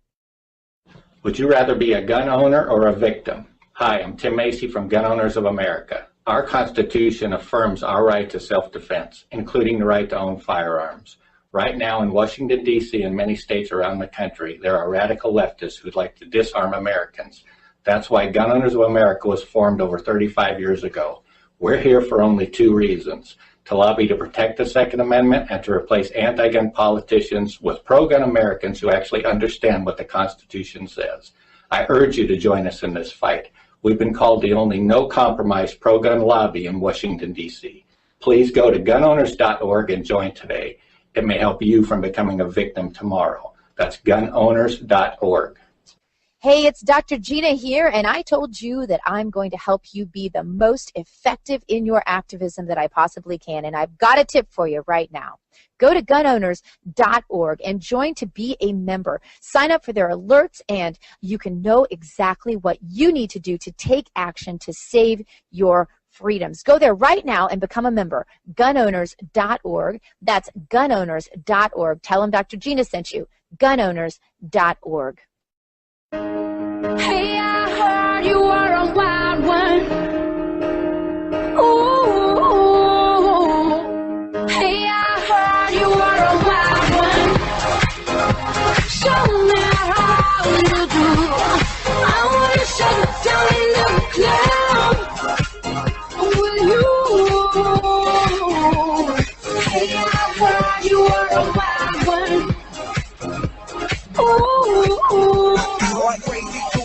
And you are listening to The Dr. Gina Show. And it's good to be with you.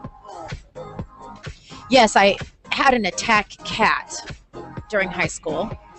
And she didn't like boys to be around me at all. Her name was Katza. So my mom writes me the very thought-provoking question, do I think that Katza is in heaven? I don't know, honestly. I know that there are many a boy running around out there with massive scars in their back from Katza landing on them as they came near me. She would, like Velcro, with her claws into the backs of any boys who would approach me in her presence. It's pretty funny. There were some who really deserved it. There were some that really kind of made me laugh a little bit. Then there were some I was like, oh, I forgot I have an attack cat that doesn't like any boys close to me. She never did it with girls. Of course, I never, necessarily got that close to girls. That was an odd comment. But she would attack any boy who would proceed to try to hug me or come within physical contact of me. It's got interesting during my dating years, especially in college. And my husband still has scars.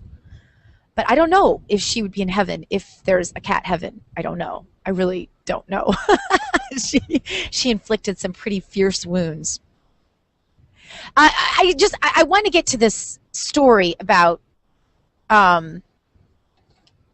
do we deserve the IRS scandals?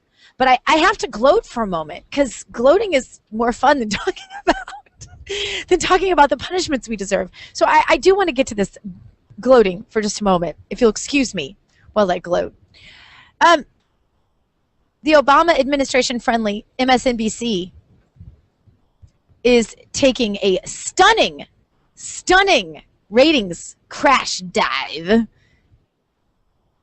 175,000 viewers they lost in just the 25 to 54, the golden demo, as we call it in media. This from WorldNet Daily. MSNBC struggling with double-digit drops from May, last May that is, with viewership down approximately 20%. It had only, get this now, 539 viewers in prime time. Jason, that was a really fast break. I had more gloating I wanted to do in this segment. You've taken that away from me. You were way long in that last segment. Okay, well, he was interesting, okay? And it's my show, so I get to do that. So I just wanted to gloat. Did I gloat significantly? I mean, I don't know, because I had nothing to do with this, but I think they get the point. You think they get the point. We will talk about, do we deserve the IRS scandal? And also how Obama's half-brother is using the IRS status to fund polygamy. Stay tuned. Theo Thursday here on the Dr. Gina Show. Billy Hallowell coming up. Stay with us.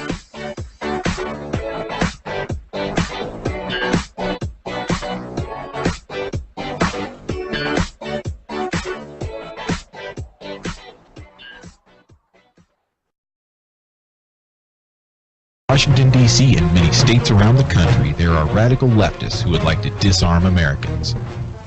That's why Gun Owners of America was founded over 35 years ago.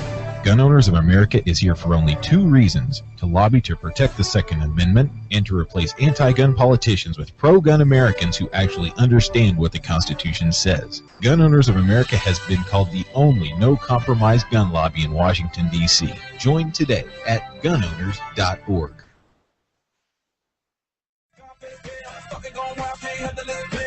For the club, arrogant like yeah. Top like money, so the girls just mail. One so many, y'all know me like 12. Look like pants, they all just there. Models, Welcome back. You are listening to the Dr. Gina Show this Theological Thursday. We've asked the question, do Americans deserve the IRS scandal? Well, Daily Caller had a few things to say about this. It has often been said that in a democracy, people don't get the government they want. They get the government they deserve. And I know my husband has quoted that many times, and it's so, so true. This is why I don't believe in term limits, because term limits undermine the will of the voter. They take away the freedom of the electoral process as our founders intended it in this republic. Conservative economist Walter E. Williams, guest on the Dr. Gina Show, said in his May 29 column that Americans deserve the scandal-ridden Internal Revenue Service, and he elaborated on that point. He said, Americans deserve the IRS. The bottom line is that Congress needs a ruthless agency like the IRS. Why? Because Americans want Congress to do certain things, and we want what the IRS does, mainly to take the earnings of one American so that Congress can create a benefit for some other American. You see, the very foundation of this sort of spreading the wealth is anti-free market, un-American, and pollutes the system that functions well when left alone. Free market has to be free. Wealth redistribution is not free. Wealth redistribution is injection of pollution on what is a free market. Williams went on to the point that the founding fathers never intended to create a government that functioned this way. But now that 50% of gross domestic product is connected with the government spending of some sort, the IRS is filling a required hole created by the pollutionists. Can I say that? Pollutionists? Of those who want to change what was a free market. The IRS agency said they're just following orders from the United States Congress. This scandal is very, very important, but there's an even more fundamental issue. From 1791, when our Constitution was ratified, until 1930, federal spending was no more than 5% of GDP.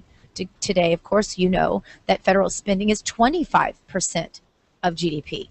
State and local governments spend 15% of the GDP, and if you include regulations, which are a devious form of taxation, we're talking about the government taking, listen to this, over 50% of what we produce. Now, in order to get 50% of what Americans produce, you need an agency that is capable of putting the fear of God into the American citizen to take away that 50%.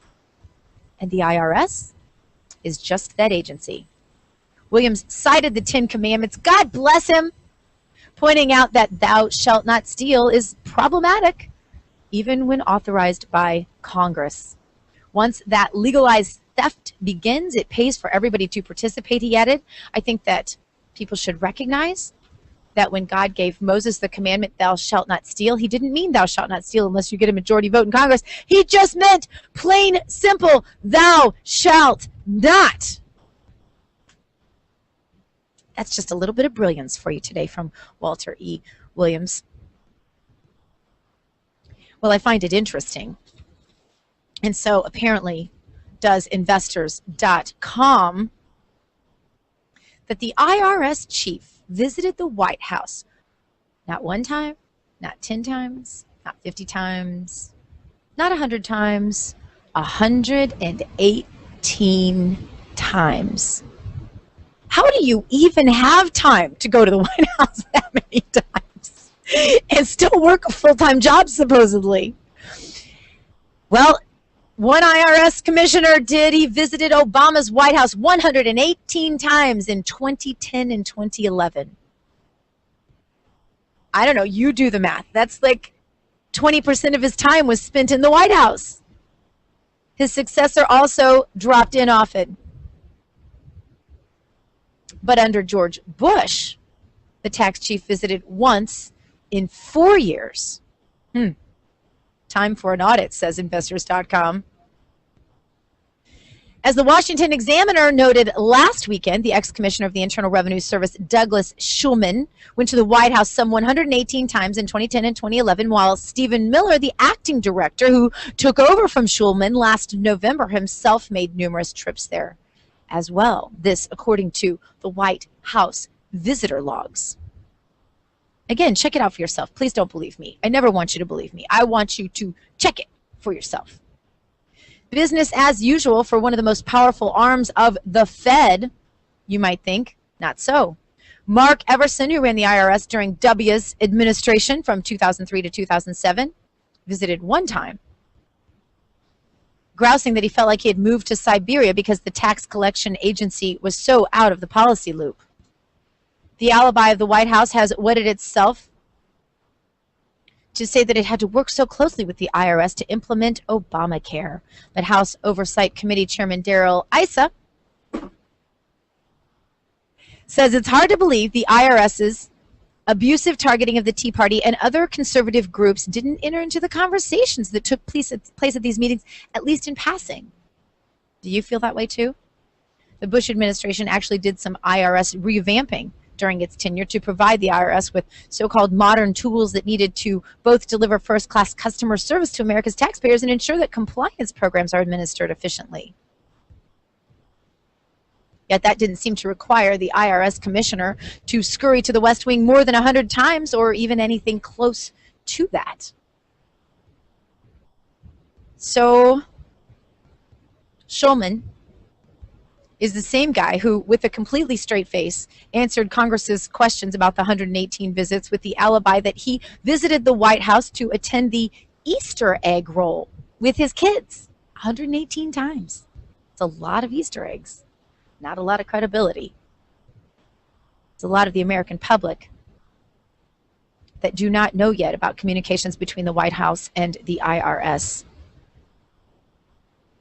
This demands a pretty serious investigation, I would say.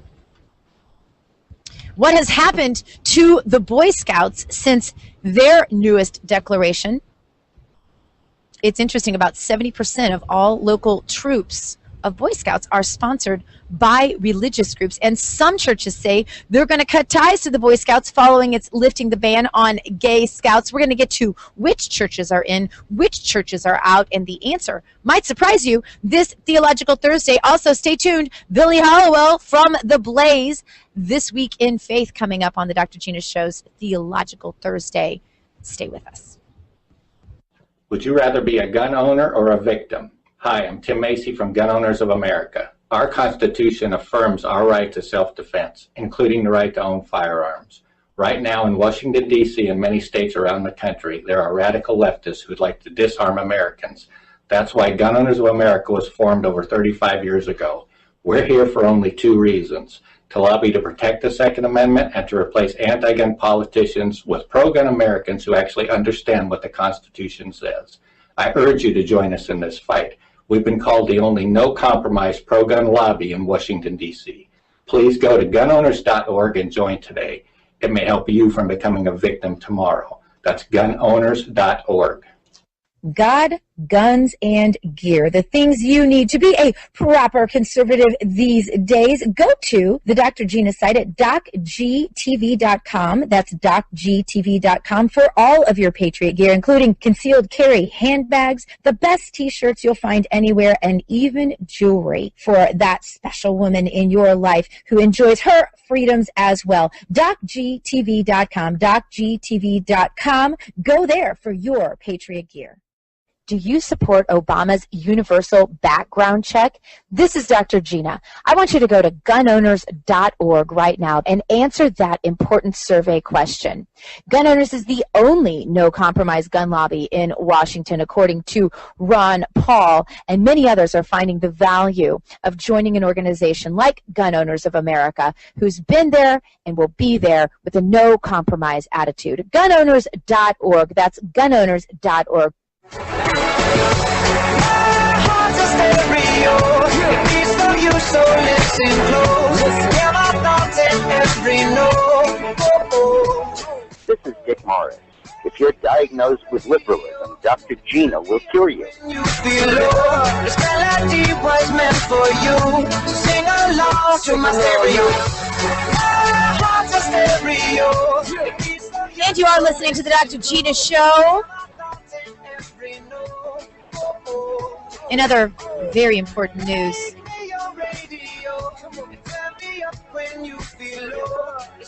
as we sprint toward Gomorrah, a student at Middleborough High School has become the first transgender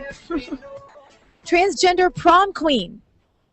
Yes, the cranberry capital of the world has crowned its first transgendered prom queen, wearing a silver tiara and a purple sash and clasping a bouquet of pink flowers. The prom queen, Cody Tubman, spoke to Fox News Boston about the accomplishment. saying I had like 2 people at the school be like, oh, you shouldn't win prom queen because you're a boy. You should win prom queen, king. I can't even do this. I'm confused, Tubman said. Well, he said in response to that, well, I'm a queen. And the senior's been dressing as a woman since sophomore year. Officials at Middleborough High have happily facilitated the cross-dressing, permitting Tubman to use female bathrooms and locker rooms freely. Don't forget, you are not constrained by your anatomy. You, in this new modern world, get to be whatever you feel like being. And so I have said many times that I am declaring myself a very tall, very thin black woman because I'm not bound by my anatomy or my predisposed God-given description of my physical appearance. I get to be whatever I want. And if you are a high school boy who decides at this moment you're feeling a little girlish and you'd like to just go on in the girls' locker room, I suppose that'll just have to be fine because we are not bound by our anatomy under this logic. Which confuses those of us who are just trying to think rationally and use real empirical data for our decisions in life. A number of churches that previously sponsored Boy Scout groups have said they plan to sever ties to the organization following its decision to admit openly gay scouts. ABC News reports that openly gay adults will still be barred from leadership roles in the organization. About 70% of all local Boy Scout troops are supported by religious groups. 70%. But listen to how sassy they get in response to the withdrawal of the support of some churches, and also which churches are pulling their support. This is interesting. The Southern Baptist Convention currently sponsors hundreds of Boy Scout troops, probably thousands, said Frank Page. He is president of the Southern Baptist Convention's Executive Committee. We don't hate people, he said. We don't hate anybody. We just felt like there's got to be some objective standard, and we felt they were maintaining that until recently. This is so interesting to me because I don't understand what sexual identity has to do with the Boy Scouts. I thought it was about camping and be prepared and hiking and merit badges, and I don't understand why now we have to know someone's sexual orientation for Boy Scouts. Well, that is until they turn 18. And then when they turn 18 in the Boy Scouts, then it's okay to ask, and then they have to be expelled. So that is so weird. And Ken Kluklowski wrote a great article at Breitbart. I think you guys talked about it a little bit yesterday. Mm-hmm. About how this contradiction is going to just, well, it's going to lead to more lawsuits. Yeah. Well, and it's just going to lead to the end of the Boy Scouts is what's going to happen. Well, that's not what the Boy Scouts say. The Boy Scouts actually say they're excited about this change and that they think that their new sponsorships will be more prolific than their church sponsorships in the past. But it's interesting to see which churches are joining this. The Mormon Church, for example, sponsors many troops, has endorsed allowing gay scouts. The Roman Catholic Church, the second largest troop sponsor, said it was going to use the time before the new policy takes effect on January 1st to think about how and if it would affect the church. So jury's out on the Roman Catholic Church. The Mormon Church is standing behind the Boy Scouts' decision to allow gay scouts and will stand with them.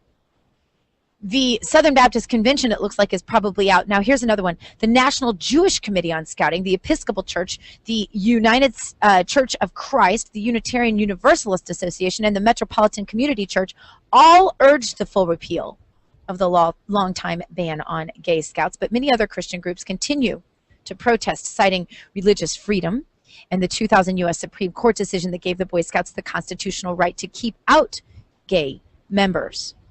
So this is going to be interesting, and we'll be following it. The Boy Scouts said in a statement that it respected the quote-unquote deeply held religious beliefs of its members, but encouraged them to read the resolution about the new policy.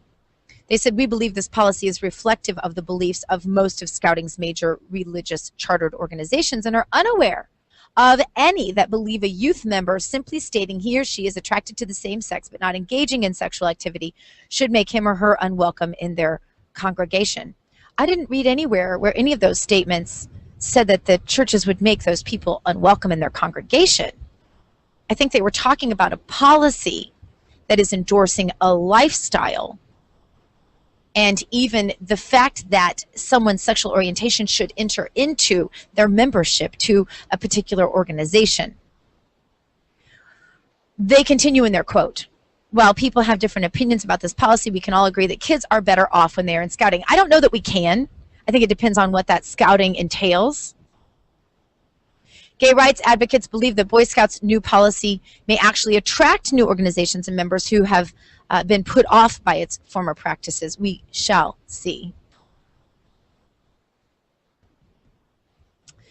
So they said also, my prediction is that there will be a small percentage that leave, like less than 5%, but there will be a lot of noise around them leaving, and a lot of words like torn apart will be used to describe this. But in the end, the organization will probably come back stronger because it's more inclusive. We shall see. I don't know. Is it inclusive or exclusive if you are put in a position of rubber stamping someone's sexual orientation at such a young age? I don't know. I don't know if I would call that inclusive. I might call that just weird. I don't want to know if you're heterosexual or homosexual or what your orientation is if you're going to be a Boy Scout that is supposed to be about other things than sexual orientation. I just don't understand this at all. I think this is imposition of someone's sexual orientation on an organization. That's the way I see this. But before this decision, were they talking about how the young Boy Scouts were attracted to females, to girls? And at what point was this being discussed, and did this need to be cleared up? You know, were there discussions in all these Boy Scout groups about how the young boys were attracted to girls, and then, oh, well, we need to make sure everyone is included, even those Boy Scouts who maybe like boys? Yeah. I don't know. The whole thing just got weird to me. And I think now, you know, most of the parents that I know are going, you know what, the Boy Scouts became about sex. I mean, that's really what happened. Instead of being about merit badges and being prepared and all the great things that you learn, especially the Eagle Scout program, which has always been amazing. I remember my husband presenting, when he was a senator, many an Eagle Scout award, and what those young men go through to accomplish this. Very serious, very cool. I don't think Boy Scouts is any longer going to be thought of as an organization about those things. I think now Boy Scouts is thought of as a sexual membership group. I mean, that's really the way I see it. Mommy, I earned the rainbow badge today. Oh, jeez, Jason, stop it. No, I'm having a serious conversation here. You have to make it all weird. But no, really, and I think that most parents just will say, there are other things you can do, you know. My kids are involved, going to get involved here in a moment in Sea Scouts, which I think is a really cool thing where you learn how to sail. I'm just waiting for them to impose sexuality. This is a radical agenda. Who cannot see this? This is radical. This is sexist. This is not relevant to the thing that young children need to be learning. How is sexualizing young children in any way advancing them? They need more math and science, not more sex. You know, we have plenty of sex out there in our culture. I just don't see. But it isn't sex just the basic thing that we all that defines everyone? Well, according to Kinsey. By the way, I need you to threesome on my show. I want her on here. I told you that before. You knew this conversation. I knew this was coming. You knew right when you said that I was going back to that. Jerome Corsi, a guest on the Dr. Gina show from time to time. And WorldNet Daily stud and awesome guy. Thank you. Harvard PhD says that this reads like a novel. Honestly, this is so much. I don't even think I can get into it 1 minute. Maybe I just need to direct folks to his WorldNet Daily post. Obama half-brother uses his IRS status to fund his polygamy. You heard me correctly. Now you know polygamy has a, what do I say, special place in my heart. Just because of the whole wife swap thing. And as I've watched this whole radical agenda unfold under my watch, having been a part of it because of my participation in ABC's wife swap, and realizing that the argument that conservatives were making about the slippery slope was never conspiratorial. It was actually dead on accurate. And this is proof that it is part of the Obama agenda, just like we always knew. And having Ken Klukowski on the show this week pointing to the Supreme Court decision that says that if gay marriage wins, so does polygamy by constitutional standards, proves our point. Conservatives, you were right all along. We knew it. They called us conspiracy theorists, but we knew it. Check it out. We'll be with you tomorrow. It's Freedom Friday, where we will celebrate freedom in ways you didn't even know were legal, and they just might not be. So be sure you tune in with us tomorrow on the Dr. Gina Show for Freedom Friday, because life does start here. You go boldly now and live the truth.